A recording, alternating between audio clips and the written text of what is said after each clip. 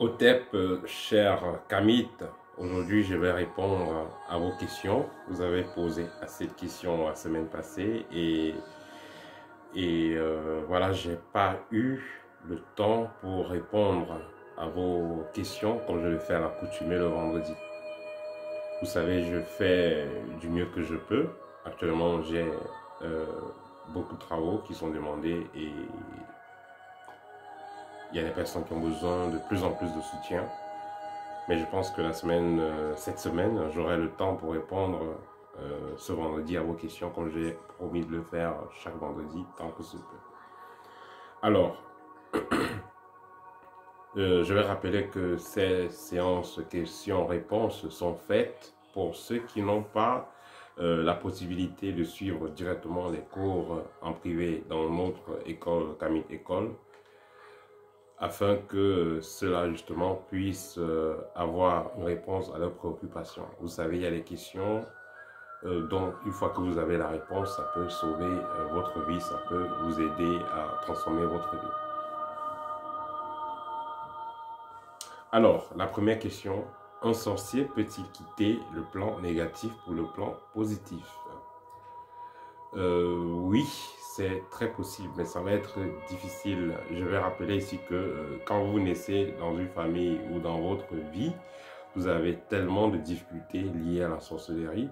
Si on va aller un peu plus dans le passé, on se rendra compte que vous-même, vous avez été un sorcier qui faisait du mal aux autres et que vous êtes en quelque sorte en train de rééquilibrer votre karma. Comme je le dis toujours, l'univers ne connaît pas le pardon, l'univers c'est l'équilibre. Vous avez coupé un pied, on vous coupera un pied, vous avez coupé une main, on vous coupera une main, ainsi de suite. Donc le sorcier peut donc quitter le plan négatif pour le plan positif, mais il va payer dans les factures. Il va donc avoir l'obligation de faire une réparation par rapport au tort qu'il aura fait à autrui, au tort qu'il aura fait aux gens. Vous n'allez pas passer des années à tuer comme l'Église apprend aux gens, quelqu'un qui a passé le temps à tuer, à assassiner. Il suffit qu'il se mette à genoux, il demande pardon à Jésus et puis voilà, le premier résolu, c'est faux chez les Kamites, c'est pas ça.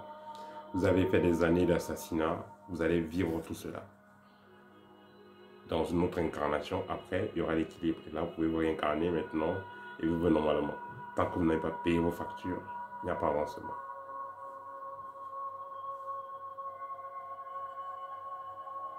Quand on reçoit de bonnes nouvelles,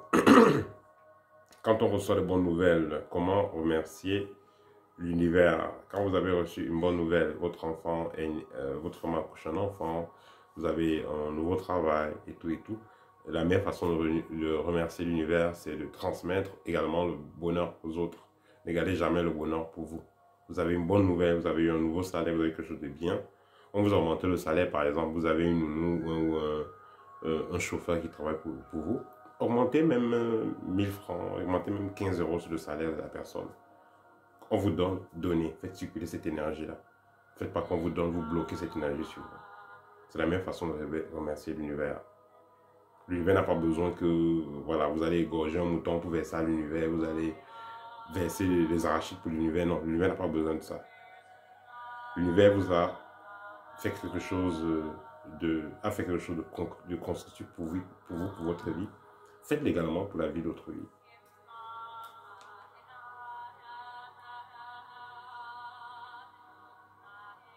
Rêver de prier, qu'est-ce que ça veut dire? Vous rêvez que vous êtes en train de prier, ça veut dire que vous avez besoin d'une protection, vous avez besoin de grandir spirituellement, vous avez besoin de vous structurer spirituellement. Ce que ça signifie de rêver, de prier. Que faire quand il y a trop de décès dans une famille? Quand il y a trop de décès dans une famille, ça veut dire que voilà, il y a des factures impayées.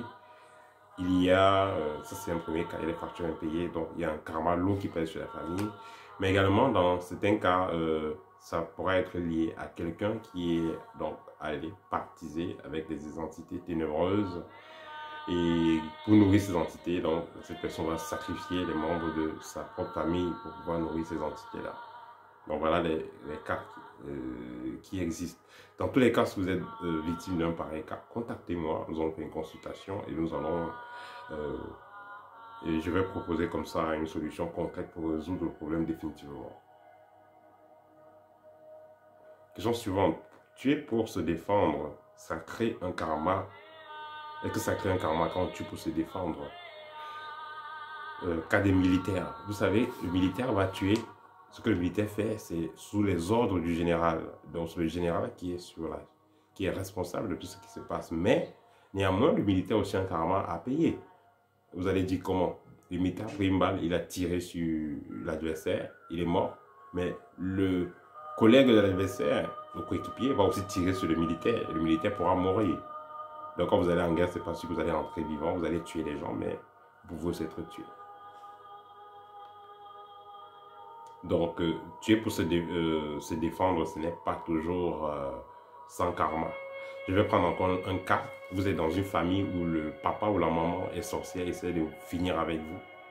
Mais pour vous défendre, entre guillemets, vous tuez le parent, vous tuez la maman. Vous allez vous retrouver dans un putain de karma. Vous allez regretter parce que, voilà, il faut noter que c'est vous déjà qui avez choisi la famille dans laquelle vous êtes. Vos parents, vous les avez choisis par rapport à l'enseignement que vous devez avoir dans cette incarnation. Dans le fait d'éliminer le parent, ça veut dire que vous changez tout le programme et vous allez vous mettre dans un sale drap, tout simplement. Donc il faudra très réfléchir, il faudra bien réfléchir par rapport à cela. Avez-vous une solution pour le mal d'estomac? Oui, vous pouvez prendre les tisanes, les citronnelles, vous la mettrez, les longues citronnelles là, vous les mettez dans une bouteille d'eau froide, vous mettez les citronnelles, vous ne faites pas bouillir, hein. Vous mettez dans la bouteille, vous attendez 24 heures, vous commencez à boire cette eau le matin et le soir. Ça va permettre à votre estomac de se restructurer. Vous pouvez également utiliser de l'argile verte, vous pouvez mélanger dans de l'eau et boire à jeûne. Voilà les méthodes assez efficaces. Oui, et la troisième méthode, c'est les pommes de terre râpées, vous pouvez utiliser. Voilà les méthodes que vous pouvez utiliser pour résoudre le problème de mal d'estomac. Parce que moi aussi, j'en ai été victime quand j'étais entre 15 et 20 ans. J'avais de sérieux maux d'estomac et ces petites techniques m'ont aidé à résoudre le problème définitivement. Pareil, l'eau de chou aussi va aider. L'eau de chou va aider à résoudre le problème d'estomac. Voilà.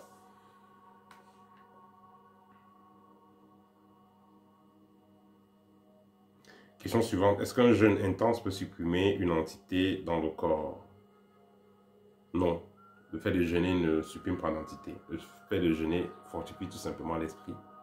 Ça n'élimine pas une entité négative.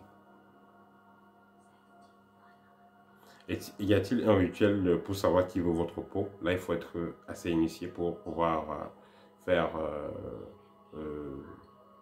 ce rituel, parce que là, il faudra voir clairement, parce que le sorcier peut utiliser la face des gens pour attaquer. Et si vous êtes donc initié, si vous êtes futé dans le plan astral, vous pouvez donc savoir qui exactement veut votre peau.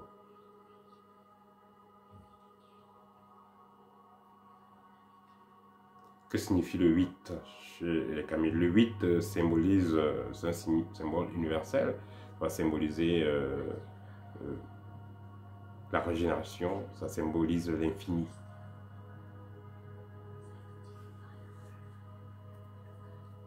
Pourquoi est-ce que le sorcier préfère attaquer la nuit que le jour? La nuit, il voit mieux clair, parce que le jour, voilà, le jour avec le soleil, tout ça, ça va déranger. La nuit, il voit plus clair, les énergies sont un peu plus, le taux vibratoire est assez différent la nuit que le jour, donc c'est plus favorable au sorcier d'opérer la nuit que d'opérer le jour.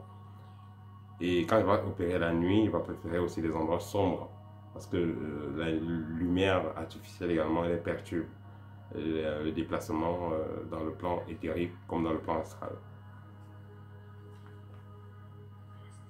Rêver d'une fille albinos comme enfant. Rêver que vous êtes en train d'accoucher une fille albinos. Les albinos dans le plan spirituel ou comme les blancs dans le plan spirituel, ça symbolise des génies. Donc rêver comme une fille comme albinos, ça veut dire tout simplement que vous avez une entité près de vous, très liée à vous, qui est prêt de vous à votre écoute, qui est à votre écoute. Vous avez une entité à votre écoute, tout simplement.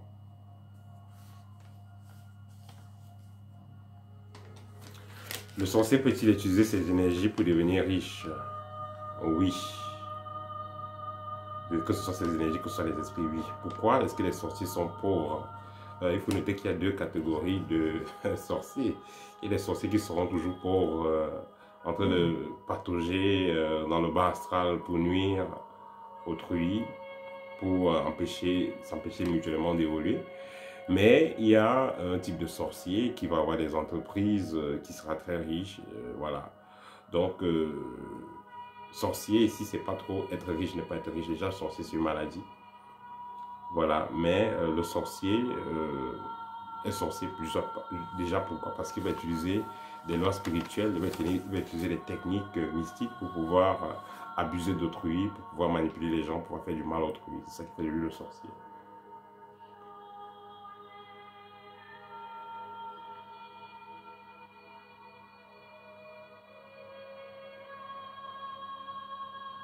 La femme initiée va-t-elle initier l'enfant en allaitant l'enfant? Non. L'initiation ne suffit pas juste de boire ça ou non. Donc, c'est pas parce que vous êtes initié que votre enfant, ou pas parce que vous êtes sorcier qu'en donnant le lait à votre enfant, l'enfant sera sorcier. Non. J'explique ça très bien dans mon livre Véritable chemin de la liberté spirituelle. La sorcellerie ne va pas se transmettre de cette façon-là, comme on dit souvent par le sang.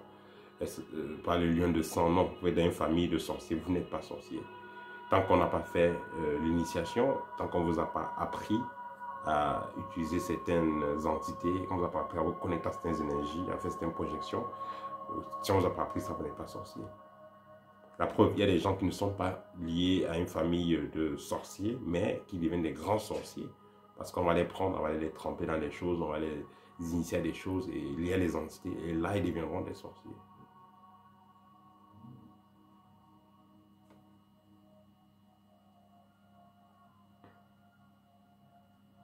Le jeûne permet-il d'avoir une haute vibration pour communiquer avec les ancêtres? Oui. Parce que là, votre esprit est plus puissant, vous pouvez faire une connexion plus facilement.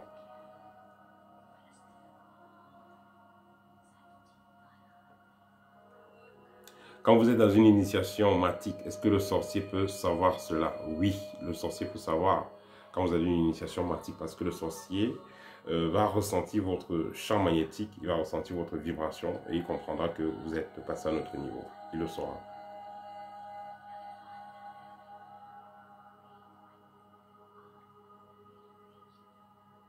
Peut-on évoluer spirituellement et garder un taux vibratoire haut en fumant le cannabis? Donc, le cannabis va baisser votre taux vibratoire et va griller vos neurones. Voilà, vous aurez une illusion que vous êtes en train de flirter dans le plan supérieur, mais ça sera une perte de temps.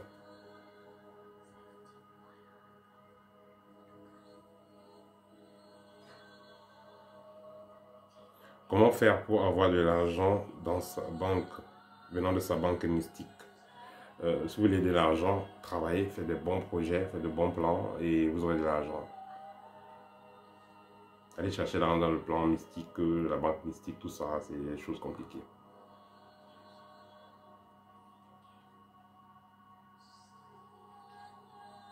Vampiriser, c'est quoi? Vampiriser, comme le vampire qui boit le sang, mais vampiriser, c'est dans le plan énergétique, dans le plan spirituel, autant pour moi, c'est celui qui vole l'énergie des autres. C'est ça, le vampirisme, voler l'énergie des autres. Parce que le sang aussi, même, le vampire qui suce le sang symbolise l'énergie. Donc le vampirisme, pour le mysticisme, pour le plan, pour ceux qui suivent une formation, bref, pour l'initier, c'est voler de l'énergie d'autrui.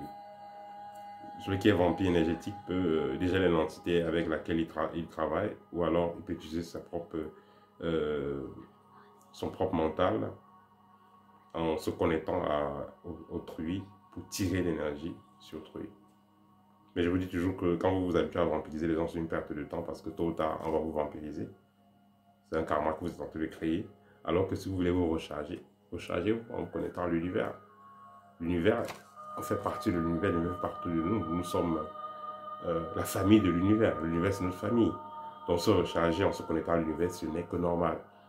Mais se recharger en prenant l'énergie sur autrui, c'est du vampirisme.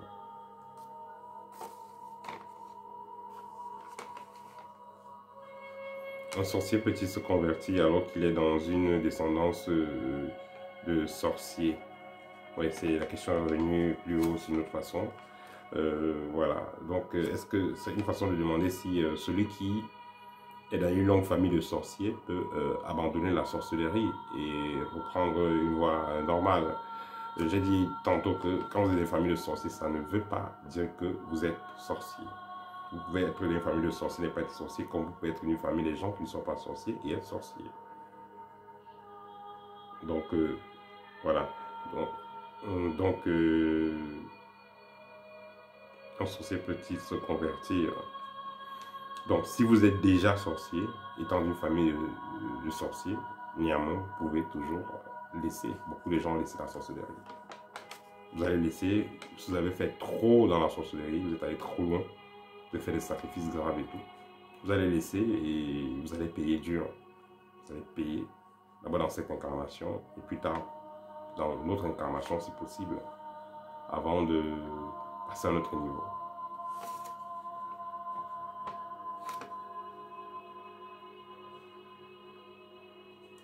Est-ce qu'une entité peut faire un travail dans le plan astral, amour, par exemple, un travail d'amour, libération et autres? Oui, une entité peut faire un travail dans le plan astral. Qu'est-ce qu'un sorcier peut faire dans le plan astral? Le sorcier dans le plan astral peut parler de sorcier, donc négatif. Il peut empoisonner les gens, il peut manger des choses. Il peut les greffer les choses dans le corps astral de la cible. Il peut faire tout ce qu'on peut faire dans le plan physique, en fait, on peut faire dans le plan astral. Et pire même encore, parce que le plan astral, c'est illimité. Il peut couper la tête des gens, couper les pieds, remplacer les pieds par autre chose, mettre les animaux dans les gens, il peut faire tout. Ce qu'on ne peut pas faire physiquement, il fait ça dans le plan astral. Voilà.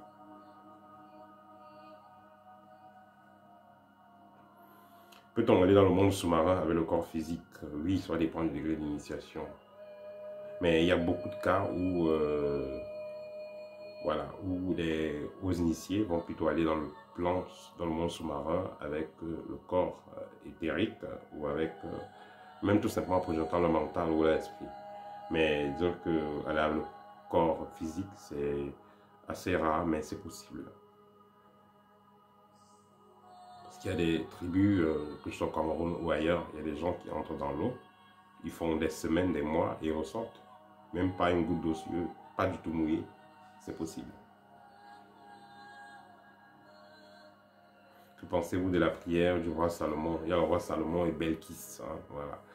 Mais il y a des prières, on va dire, assez puissantes, mais ces prières sont liées à des égrégores. Pour certains gens, on vous dit que ça aide, mais pour d'autres aussi, vous diront que voilà, ça n'aide pas. Donc, la prière va dépendre de qui croit à ces prières-là. Voilà.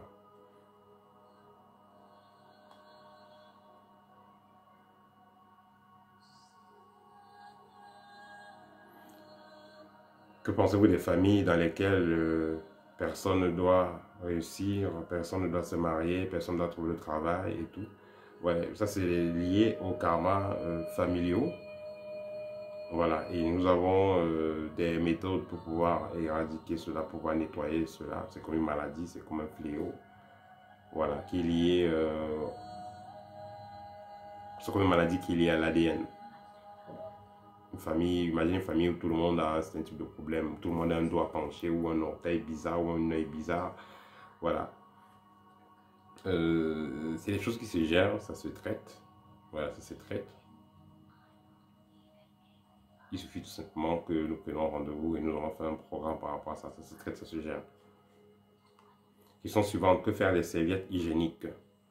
Bon, les serviettes hygiéniques, moi je vais souvent conseiller à des personnes de les laver. Parce qu'à l'époque même déjà, les serviettes hygiéniques, c'était pas ce qui était jetable. Nos mamans utilisaient des tissus de coton comme les serviettes. Vous voyez. Ils utilisaient des tissus qu'elles utilisaient plusieurs fois et désinfectaient et utilisaient plusieurs fois. Vous allez laver juste le sang là et puis les utiliser encore. Mais de nos jours, c'est fait des trucs jetables. Voilà, moi, qu'est-ce que je peux conseiller à la personne? De laver cela, bien emballer cela avant de jeter. Parce que quand vous lavez au robinet, tout le sang part et ce qui reste là, vous allez donc mettre un peu de détergent là-dessus, emballer et voilà, et jeter. Dans d'autres traditions, ils vont enterrer, mais dans tous les cas, ce qui est désagréable, c'est quand vous avez vos serviettes, vous jetez comme ça, et puis le chien du quartier ramasse ça et commence à jouer avec partout. Ouais, ça devient dégueulasse. Vous avez un chien dans la maison, vous allez jeter à la poubelle, et puis le chien prend les serviettes, commence à jouer avec du sang là. C'est pas bon à voir. Désolé, c'est pas bon à entendre aussi. Bon, voilà. C'est la réalité. Donc, lavez, mettez un peu de détergent là, avant de jeter. Là, les chiens du quartier ne vont pas venir ramasser pour s'amuser avec.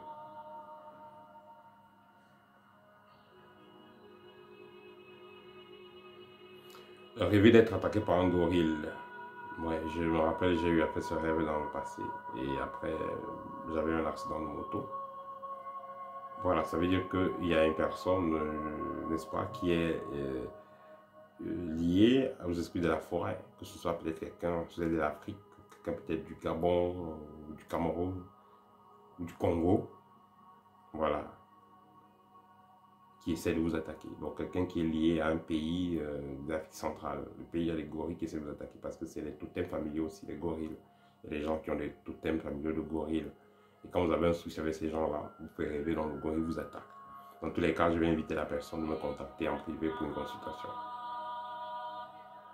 Ici, une personne dit qu'elle n'arrive pas à rêver. Vous n'arrivez pas à rêver parce que vous êtes bouché au niveau énergétique. Désolé de dire le mot, vous êtes bouché au niveau énergétique. Ça demande une purification complète de votre corps pour que vos capacités de ressenti soient restaurées. Voilà.